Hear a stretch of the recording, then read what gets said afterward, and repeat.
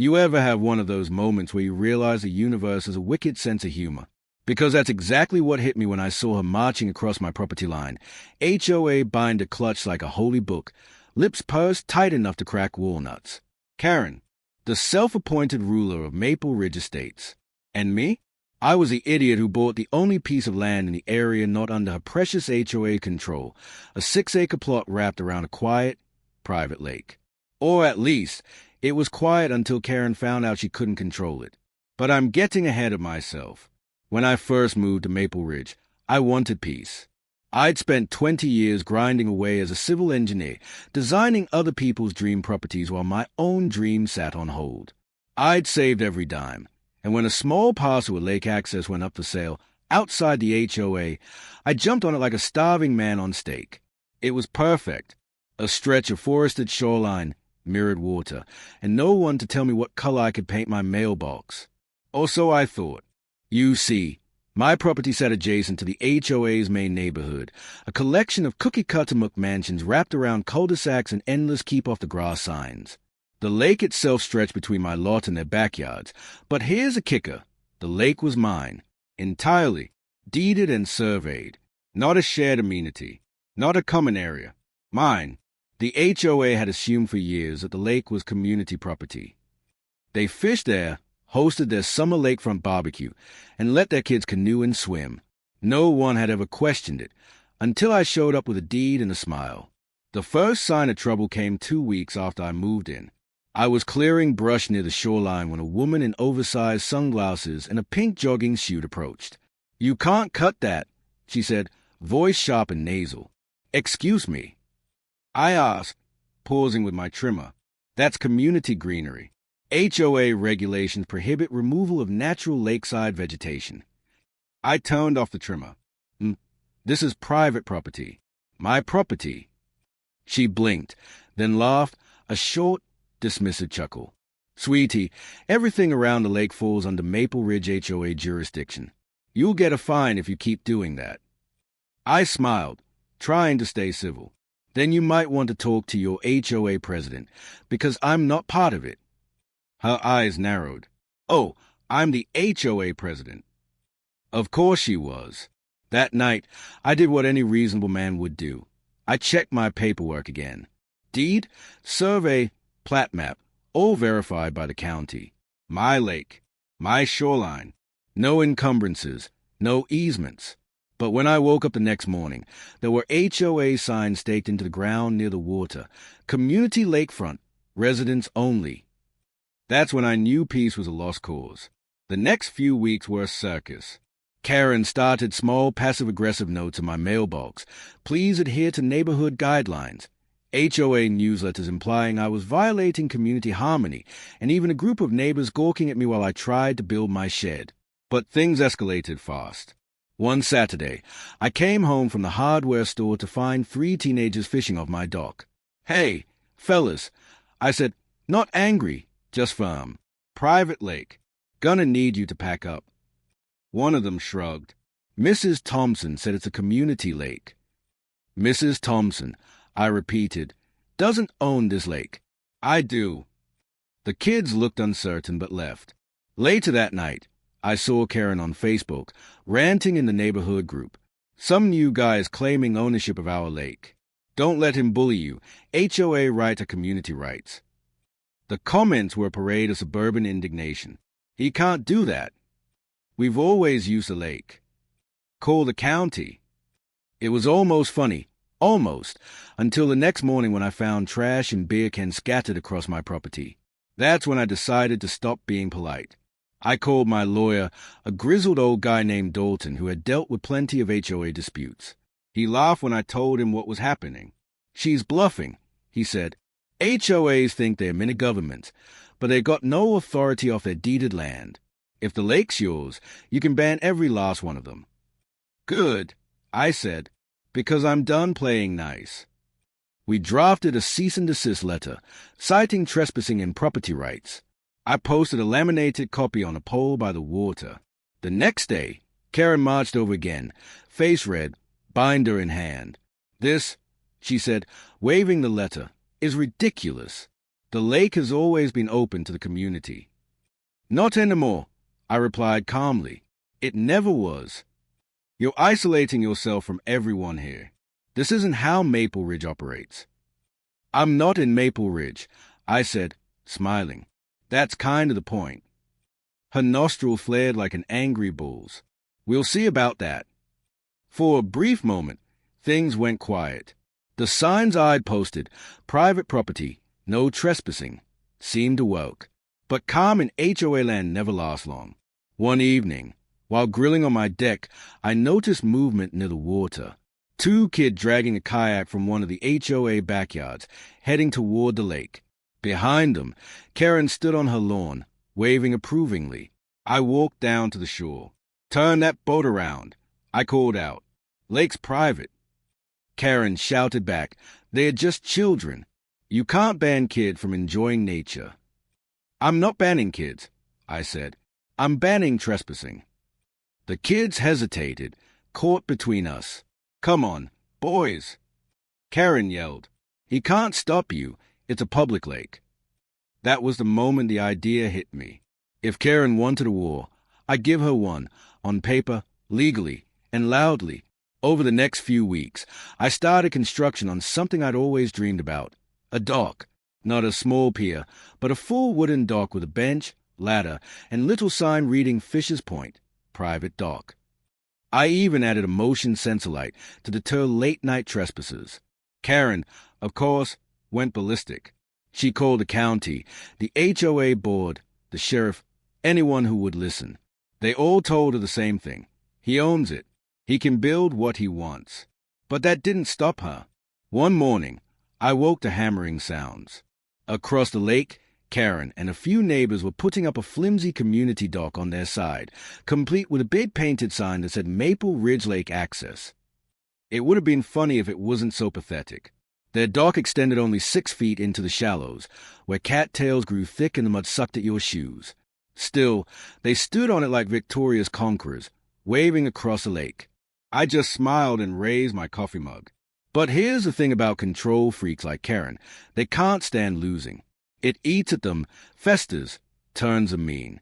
She started spreading rumors that I'd stolen the lake, that I'd cheated the system, even that I were planning to charge admission. At one point, she left a handwritten note under my windshield wiper. If you don't stop harassing community, we'll take legal action. I laughed. Harassing? I was just living my life. That's when I decided to end this feud once and for all, not with words, but with an act she couldn't ignore. I designed new signs.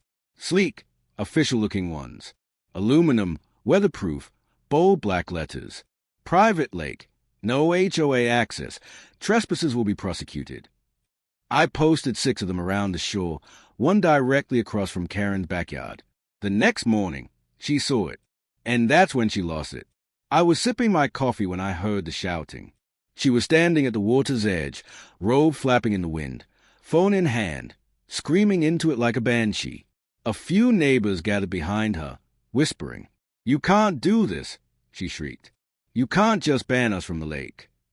I walked down calmly, hands in my pockets. Actually, I said, I can. County confirmed it. You might want to read the deed sometime. She stumped her foot, eyes wild. This isn't over. You think you can isolate yourself, but this community will fight back. I smiled. You're welcome to try. Just stay off my dock while you're at it. She glared, trembling with fury. You'll regret this. And that's when I realized something. Karen wasn't just angry. She was plotting. But what could she possibly do next? That question lingered in my mind, the calm before the storm. Because in Maple Ridge, revenge doesn't always come with noise. Sometimes it starts with a single, quiet ripple across a stolen lake. The storm came 2 weeks later. At first, it started small, a letter in my mailbox with Maple Ridge Homeowners Association embossed across the top in gold foil. Inside was a single sheet of paper printed in thick, self-important font. Notice of community violation. You are in violation of Maple Ridge HOA regulations regarding an authorized construction and signage within community sightlines. You are required to remove all docks and signage visible from Maple Ridge properties within 10 days. Failure to comply will result in fines and legal action. Sincerely, Maple Ridge HOA Board, President, Karen Thompson. I actually laughed out loud reading it. They were trying to fine me, a man who wasn't even in their HOA. It was like being handed a parking ticket by a toddler. So, I did what any sane adult would do. I framed the letter and hung it in my shed. But Karen didn't take silence as defeat. Oh no, she escalated. A few nights later, I was woken up by a sound that froze my blood, the deep plunk of something heavy hitting water. I grabbed a flashlight and ran down to the lake. Ripples shimmered across the surface, and then I saw it. A dozen bags of grass clippings and yard waste floating near my dock. Someone had dumped them into the lake. The next morning, I found footprints in the mud, small, sneaker shape, leading right from the HOA side. Karen had gone from words to sabotage. So I did what engineers do best. I documented everything. Photos, dates, times, a camera on a tree facing the shoreline. I even installed motion-triggered lights around my dock that lit up like a stadium when anyone approached after dark. Within days, the footage started rolling in. There she was, Karen, sneaking to the edge of the lake at 11:47 p.m., tossing another bag of yard waste into the water.